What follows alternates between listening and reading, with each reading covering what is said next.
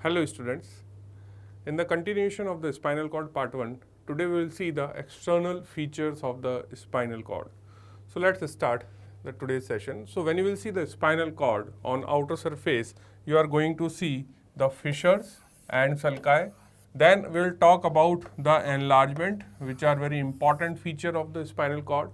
Then we will see the attachment of the spinal nerve on the spinal cord, and lastly you will have the very important question is Cauda equina. So when you will see the spinal cord, now whenever you are having the dissection and you will have this spinal cord in your hand, you have to first identify the ventral and dorsal surface. So my dear students, whenever we have the spinal cord in the hand, you always look for this depression or a deep sulci on the ventral surface. Now these ventral sulci is the important feature to identify the ventral and dorsal aspect of your spinal cord. Clear? Along with that, you know that there are the attachment of the 31 pairs of the spinal nerves on both the side of your spinal cord. So let's discuss these fissures and the sulci one by one. So the anterior aspect of the spinal cord has the two important sulci and fissure. First is known as anterior median fissure and second is the anterolateral sulci. Now anterior median fissure is a midline structure, so it is an unpaired structure. While the anterolateral sulci are present on both the side of your anterior median fissure, so they are paired structure. Clear? Now apart from that, when you will see the posterior aspect of the spinal cord, on posterior side you will find again one sulcus, that is midline structure is Posteromedian sulcus. Now there are two paired sulci, one is known as posterolateral and postero-intermediate sulci on spinal cord.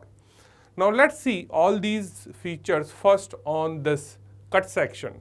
So this is the transverse section of the spinal cord, and you know that the center portion is having this H-shaped gray matter and it is surrounded by this white matter.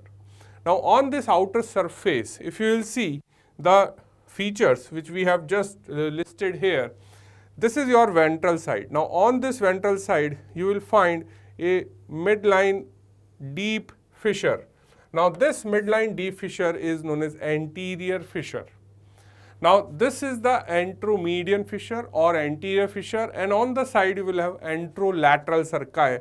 So anterolateral sulci are present here, which are on both the side of your anterior aspect. Now posteriorly, here you can see that this is a very small depression or shallow groove which is known as Posteromedian sulcus. Now on the side of Posteromedian sulcus, first you will have Postero-intermediate sulcus.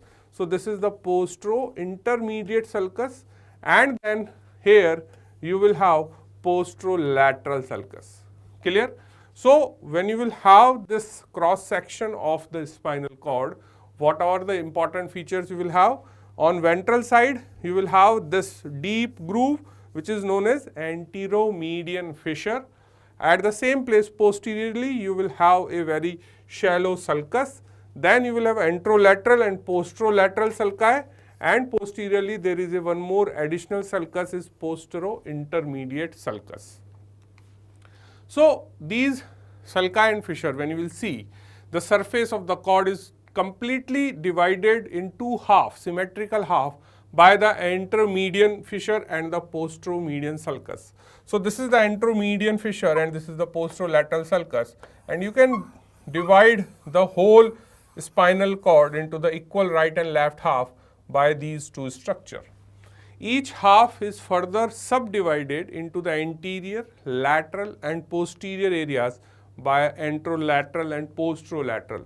So this is your anterolateral sulcus, this is your posterolateral sulcus, again this is your anterolateral and posterolateral sulcus. So here if you will see the division of this spinal cord, now this is become anterior part of the spinal cord, this is the lateral part of the spinal cord, this is the posterior part of the spinal cord. In the same sitting, you can see on the opposite half anterior, lateral and posterior part of the spinal cord.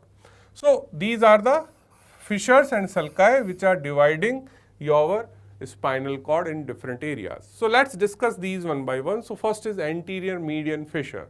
Now this anterior median fissure is a groove. It is a deep groove, and this deep groove is present in midline anteriorly in the whole length of spinal cord, and if you will see, it is around 3 mm in depth from the surface.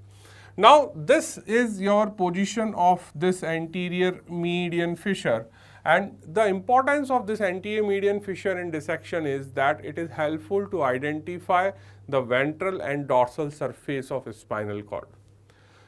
Now this spinal feature of this fissure is that it lodges the anterior spinal artery and the central branch.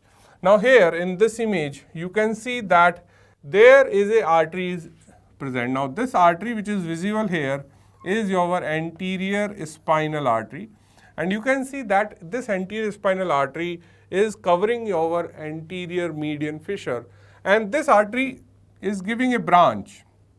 Now this branch is then piercing the spinal cord and supplying the inner structures. So this branch which is going deep is the central branch. Now there is one more important thing is that there is a presence of the one part of pia mater, and that is known as linea splendens. So the linea splendens is, that is the modification or thickening of the pia mater, is also present here on this anterior part of anterior median fissure. So my dear students, you have to keep this thing in mind that whenever you are having the anterior median fissure, you have the first thing about this fissure is that it is a deep fissure. It is not only a shallow groove, but it is going in deep in the depth, and this fissure is overlaid by the anterior spinal artery. The next is the anterolateral sulci. That is not fissure, it is sulci.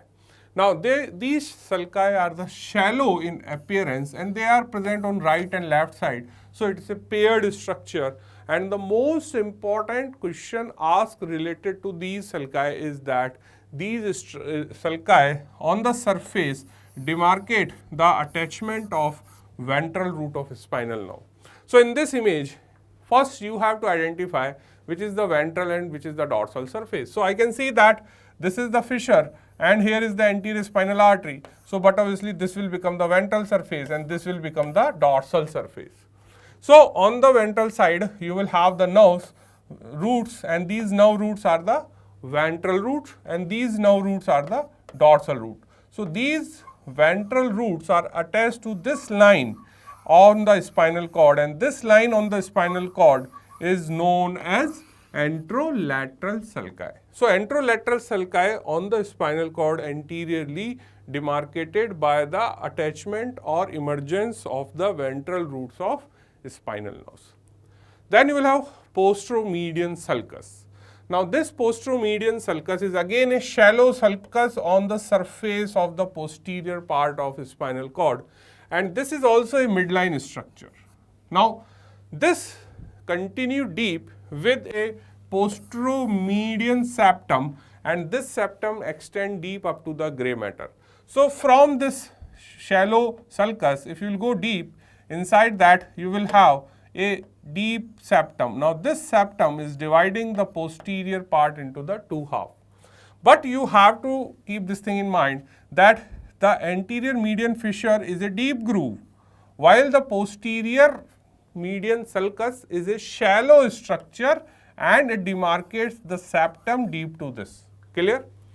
Now the next is the posterolateral sulci. Now posterolateral sulcus is also shallow sulci, and these are present on the posterior aspect of the external surface of a spinal cord, and the most important thing is that posterolateral sulci provide attachment to the dorsal roots of your spinal nerve.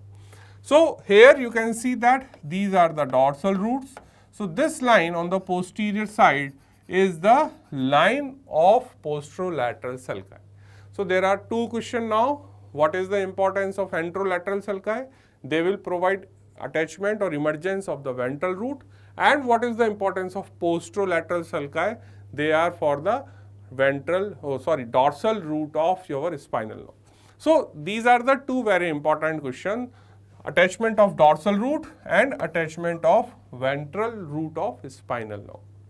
Now next come is Postero-intermediate sulci. Now my dear students, you have to keep this thing in mind that Postero-intermediate sulci is not a constant feature of the whole length of a spinal cord. So whenever you are seeing the Postero-intermediate sulci, they are also the shallow groove and they are present on either side between the Posteromedian fissure and Posterolateral sulci. So this is your Posteromedian fissure, this is your Posterolateral sulci, and in the middle of both you will have this Postero-intermediate sulci. And this Postero-intermediate sulci is not a constant feature, it is present only in the cervical part and some of the upper thoracic segments of spinal cord. And this divides the posterior part of the white matter into the medial half and lateral half. Clear? So this is what you have to keep in mind, that Postero-intermediate sulci may be given in the books, may not be given, because it is not a constant feature of the whole length. It is a feature of only the cervical segments and upper thoracic part of spinal cord. Now what about the next feature is enlargement. Now my dear students, you know that the spinal cord grey matter consists of the neurons, and there are some areas where you have the large number of neurons to supply the big muscles, and to supply those big muscles you need large number of the motor neurons, and to accommodate those motor neurons the spinal cord will show the dilatations at two places which are particularly supply the muscles of your upper limb and lower limb. So when you will see the spinal cord, you will find that it is not uniform in the cross section or the diameter in entire length. Why it is not, section is not uniform? Because the number of neurons are differ, and because of that the inner grey matter mass is changing. So there are two major fusiform shaped swellings or the enlargements are seen. One is seen in the neck region, that is known as cervical enlargement, and second is known as lumbar or lumbosacral enlargement. The diameter increases in these regions. Why? Because of the increased number of motor neurons within the spinal cord at these areas. So this is very commonly asked question in your exam. What is the cause of enlargements or dilatations of spinal cord? So the simple answer is that to supply the muscles of upper and lower limb, there is a increased number of motor neurons within the spinal cord in these areas. Clear? So these areas associated with the origin of a spinal nerve, those are going to innervate your muscles of upper and lower limb. Clear? So this is the most important question for your Viva. What is the reason behind the enlargement? So in this image, if you will see, you can see that this is one enlargement which is visible here, and there is a one more enlargement which is here. Now these enlargements are differ from the remaining spinal cord. So whenever you are drawing the spinal cord, suppose this is the uniform diameter of the spinal cord, but at two places, in this cervical region and in the lumbar region, you have to draw the dilated areas. Now these dilated areas are showing the large number of motor neurons which are accumulated in the grey matter to supply the muscles of upper and lower limb. Clear? So when you will see the cervical enlargement, the cervical enlargement occurs in the region associated with the origin of spinal nerve C5T1. Now you know the root value of brachial plexus. So these are the fibers of the brachial plexus which are arising from the cervical fifth segment to the thoracic first segment of the spinal cord, and these are going to innervate your muscles of upper limb. So you know, because these are the big muscles, you need more number of motor neurons. So this cervical swelling extends from the fourth cervical vertebrae to the second thoracic vertebrae. Now my dear students, you should not confuse between these two things. Now this is the spinal segment and this is the vertebral segment. Why there is a difference? We have already seen in my first class that up to the 3 months of intrauterine life, there is a equivalent length of vertebral column and spinal cord. But later on, the bony part grows faster, so there is a relative ascent of the spinal cord occurs. So that's why you can see that they are not corresponding to each other. There is some dissociation occurs. So you have to keep this thing in mind that the C5 to T1 spinal segment are showing the enlargement, and this spinal segment lies at the level of C4 to T2 vertebral column. So it has a maximum transverse diameter at the C6 level of vertebrae. Clear? Now, then the second enlargement is the lumbar enlargement, or it is also known as lumbosacral enlargement, and it occurs in the region associated with the origin of the spinal nerve L1 to S3, which is again the sacral plexus. So you have the lumbosacral plexus, which will give rise to the different nerve like sciatic nerve, and these nerves will going to supply the muscles of your lower limb. Now this lumbar swelling again present at thoracic vertebral level T10 to T12. Now this is again not corresponding. The spinal segments are L1 to S3, but it is not L1 to L3 vertebra, it is T10 to T12 vertebra. So the spinal segment is different and vertebral level is different. For that you can see here that this is your dilated portion of your spinal cord, and this portion of the spinal cord is from L1 to S3. But when you will see the vertebral column here, these are the vertebrae. These vertebrae are T10, 11 and 12. Clear? So it has maximum transverse diameter at T12 vertebrae, while the cervical is have maximum diameter at C6 vertebrae. Now we will talk about attachment of the spinal nerves. Now you know that there are 31 pairs of the spinal nerves attached on both the side of the spinal cord. So here you can see that these are the spinal nerves, and these spinal nerves are made up of 2 sets of the root. These are the ventral root and these are the dorsal root. Clear? Now how to identify ventral and dorsal root, that we will discuss, and second thing is what are the important characteristics of these roots. So as you know that there are 31 pairs of the spinal nerves which are attached to the spinal cord, and these nerves are having ventral and dorsal root. So first we will talk about the ventral root. Now my dear students, there is one question always comes whenever you are having this exam, that ventral root consists of which type of the fibers. So the first and important thing which you have to keep in mind, that the ventral root is the outflow. What does it mean? That whatever the output fibers are coming out from the spinal cord, they will go towards the periphery of the body. They are not taking any command towards the spinal cord, they are taking the commands away from the spinal cord. That means the ventral root fibers are always motor in nature. Now this concept always should be there in your mind, that ventral root consists of the efferent or the motor fibers. Now you should know that motor, that means the muscles could be of 2 types which are supplied by the nerve. It could be the skeletal muscle or smooth muscle. Clear? Now the question comes is that there are 2 sets of the nerves which arises from the spinal cord. That means you have the origin of somatic nerves, and you are also having the exit or the origin of autonomic nerve supply from the spinal cord. So this is what is the important thing to understand, that most of the time the motor fibers which are passing through the ventral root of the spinal cord supply the skeletal muscle.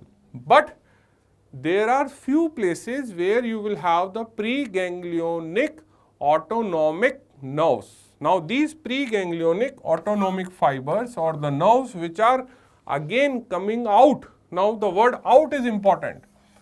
So whenever you are having this word out from the spinal cord, these fibers will also come out along with the ventral root. So what are these fibers? They are preganglionic sympathetic fibers, and it may be preganglionic parasympathetic fibers. So my dear students, the ventral root consists of motor fibers, and these motor fibers may supply skeletal muscle, or if somebody will ask you that is the ventral root also having the involuntary fibers, that means is the ventral root is consist of autonomic fibers, answer is yes, then these are always preganglionic fibers and they are sympathetic from T1 to L2 segment, and they are parasympathetic in S2, S3, S4 segments of spinal cord. Now we will move to the next root is the dorsal root. Now the dorsal roots are the input, or you can say entry of your sensations inside the spinal cord. So dorsal root conveys the efferents, or they conveys the sensory fibers from the periphery, and you know that sensations are always carried by the receptors. So always there is a connection of the receptors with these fibers, and these receptors may present in the skin, muscles, bones, joints and another internal organs of the body. So the spinal cord is having two roots, sensory roots as well as motor roots. That means the spinal nerve is a mixed nerve. So both roots of the spinal nerve receives tubular prolongation of the spinal meninges. What does it mean? That some part of the root is also covered by the meninges of your spinal cord. Now both roots unite to form the mixed type of the spinal nerve within the intervertebral foramina. Now this is again the question of your exam, that when you will have the orientation of your spinal nerves. Now you know that spinal nerve is having the dorsal and ventral root. Now you can see here that this is the formation of spinal nerve. Now this spinal nerve will come out. Now before this point you can see that this is your ventral root and this is your dorsal root. Now why I am saying this dorsal root? Because here you will have this dilatation, that is dorsal root ganglia. Now the fusion of this root and this root is taking place at this level. Now the question comes is, what is this level? Answer is intervertebral foramina. So this question again for your spotting or exam, that at what level the ventral and dorsal roots of spinal nerve fuses to form the trunk of spinal nerve. So at what level they fuses? Answer is intervertebral foramina. Then there is one more important thing is that just before joining, the dorsal root is having a spinal ganglia. That means if you will see this meeting of your ventral and dorsal root, another question comes is that the meeting point lies on the lateral aspect of the dorsal root. So this point of the meeting of dorsal and ventral root is just next to this dilatation, which is known as dorsal root ganglia. So dorsal root ganglia or dilatation of the dorsal root is not present here, it is present before, it is here. So before the trunk formation you will have the dorsal root ganglia or dilatation at the terminal part of dorsal root. Now the another important thing is that this dorsal root ganglia is also present in the intervertebral foramina. The spinal ganglia or dorsal root ganglia consist of the neurons, and these neurons are unipolar or some books says pseudo-unipolar in nature. Clear? So what are the questions comes here from the slide? The most important question is, what is the level or bony landmark of the fusion of dorsal and ventral root? Answer is intervertebral foramina. Second question is that dorsal root ganglia consists of which type of neuron? So it consists of the first order neurons which are unipolar or pseudo-unipolar in nature. So the spinal ganglia cell bodies act as a first order sensory neurons. Their peripheral process reaches the receptor end organs in the body, and their central process enters into the spinal cord through the posterolateral sulcus of the cord through the dorsal nerve root. Now what does it mean? Now you know that this is your spinal cord section. Clear? Now in this section of the spinal cord, you have the centrally placed grey matter. So this is your centrally placed grey matter. Now the important thing which you always keep in mind, which I am saying again and again, that whenever you are having the external features, you will have posteriorly, you will have the posterolateral sulcus. Now at this posterolateral sulcus, you are having a part is known as dorsal root. Now this dorsal root is showing a dilatation is known as dorsal root ganglia. Now here comes is the ventral root, and then you will have the formation of the trunk of spinal nerve. Now my dear students, you have to keep this thing in mind that this dorsal root ganglia is having a neuron. Now this neuron is having two parts. One is the central process which is going inside, and one is the peripheral process. Now this peripheral process is connected with the receptor, and the sensations are carried by these peripheral process from the receptor, and then with the help of these central process, the information is entering into the spinal cord. And inside the spinal cord, these fibers may relay here or may ascend, and they will synapse with the another set of the neuron. So in this part, they are working as a first order neuron. What do you mean by the first order neuron? The neurons which start this ascending pathway. You just assume the relay race. When you will have the race of relay, there are three participants. One participant is suppose crossing the first 100 meter, then the second one is crossing the next 100 meter, and the third participant has to finish the last 100 meter. So this person which is starting from this point of the starting point, this person is known as first order, then this will known as second order, and then the participant which will finish the last 100 meter is the third order neuron. So this is the first order neuron which is carrying the sense from the receptor till it will synapse with the second set of the neuron. Then the second set of neuron will make a synapse with the another set of neuron, that is known as third order neuron, and this third order neuron finally take all the sensation inside the brain to your different part of the cerebral cortex. Clear? So here you have to keep this thing in mind that whenever we are talking about the neurons of dorsal root ganglia, these neurons of the dorsal root ganglia act as a first order neuron, and this is very commonly asked question in your exam, that whenever we are having any kind of ascending tract or the sensory pathway, the first order neuron present in, answer is dorsal root ganglia. So these dorsal root ganglia are carrying the sense from the receptor, and they will enter into the spinal cord through your posterolateral sulcus. Clear? Now finally, when you will see the arrangement of the nerves, you will find 8 pairs of cervical, 12 pairs of thoracic or the dorsal, 5 lumbar, 5 sacral, and 1 coccygeal nerve. Now in more than 50% cases, the first cervical and the first coccygeal nerves does not have dorsal root, they will have only the ventral roots.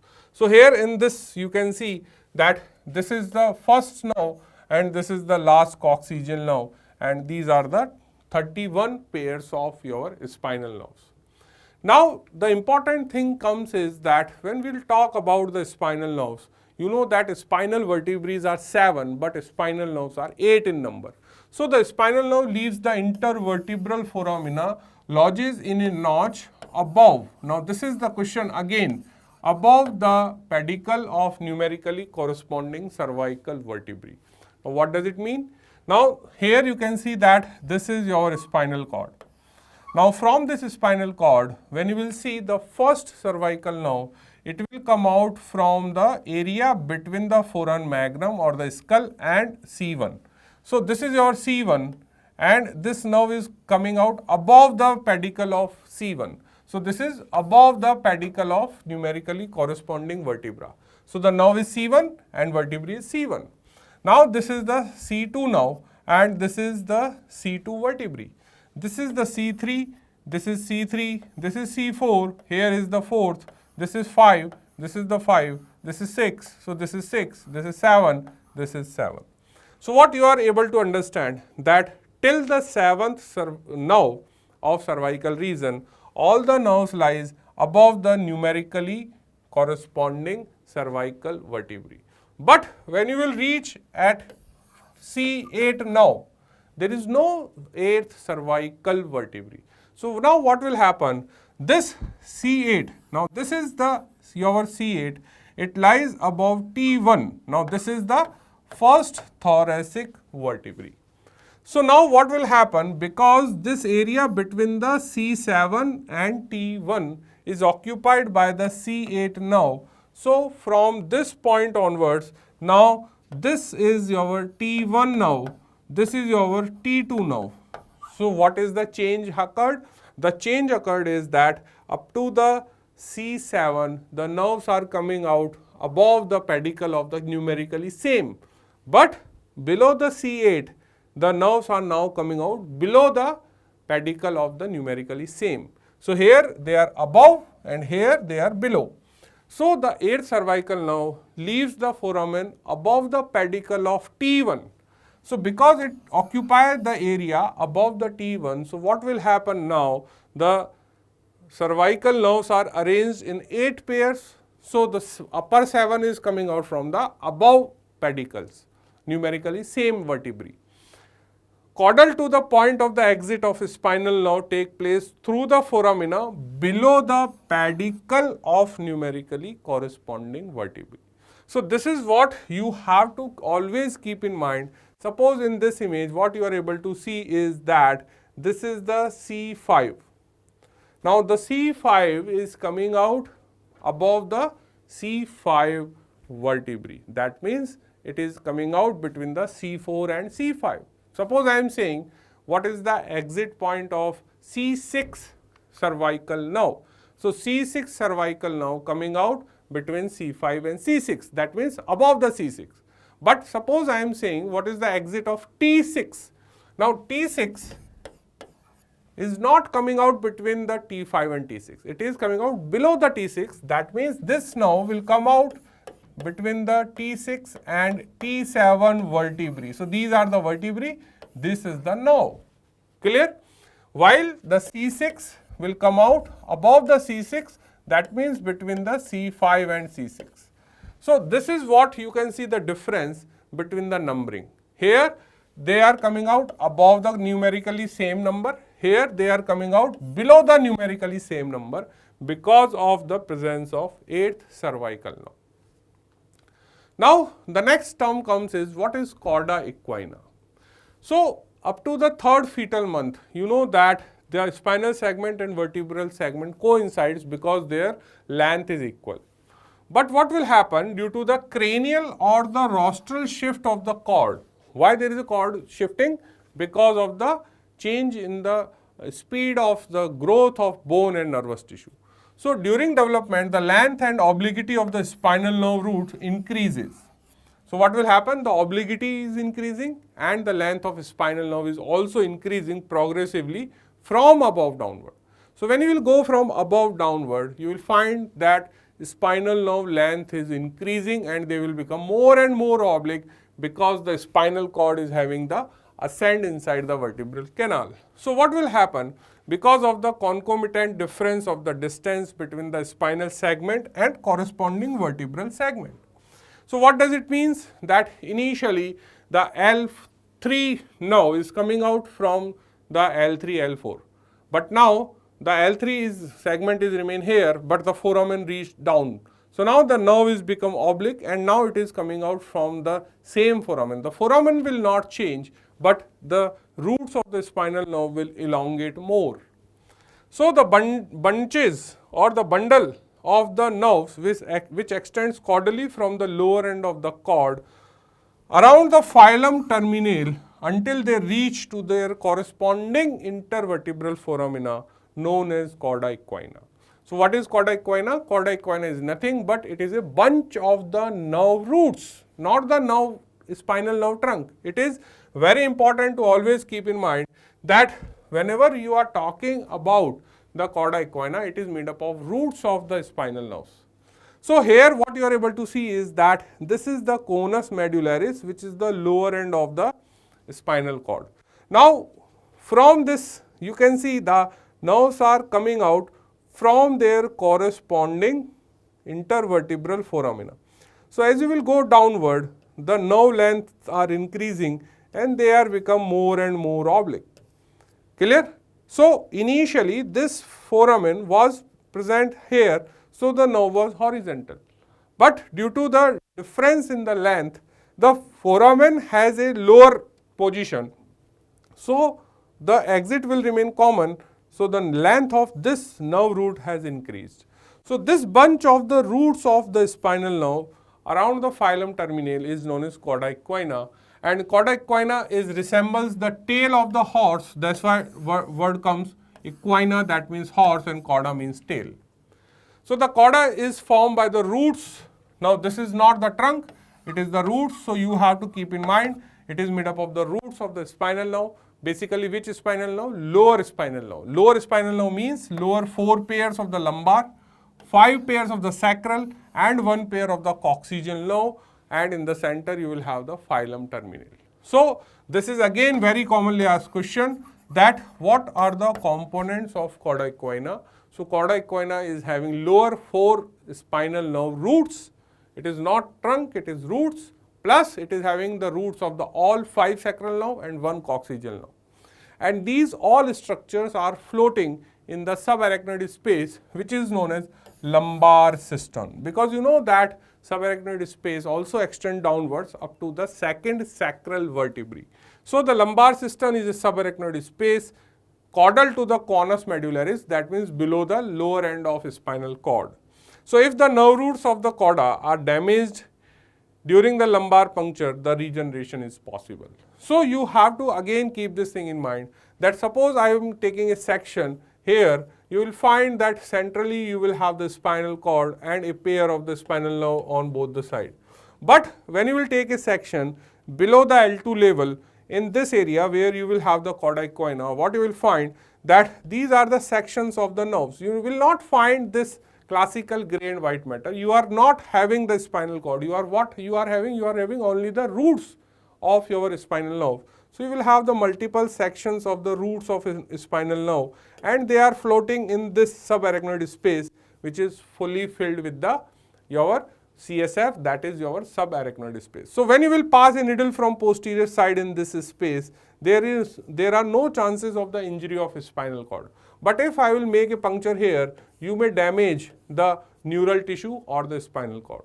So this area is preferred to take the lumbar CSF for the your investigation purpose, or to inject any drug or medication. So this is what is the area which is present here below the spinal cord, and that area consists of lumbar system, and in the center of the system you will find the cauda equina. Clear? So now at the end of this lecture, what you supposed to understand that whenever you are having the spinal cord in your hand, you first identify the ventral and dorsal surface with the help of the sulci and the fissure. Then you have the question, what is the attachment of the ventral and dorsal roots on the spinal cord. Second thing is that when you are talking about the ventral root, they are the exit gate, that means they will give rise to the exit of all the motor nerves, and the dorsal root is the entry gate, that means the sensory nerves will enter through the your dorsal root. Another important thing is that dorsal root ganglia consist of the pseudo-unipolar neuron, which act as a first order neuron. Then the next part is what is cauda equina. Cauda equina is nothing but it is a bunch of the roots of a spinal nerve, and these roots are floating inside the CSF area, which is known as lumbar system. So this area is used for the lumbar puncture. Clear? So this is all for this session. Thank you.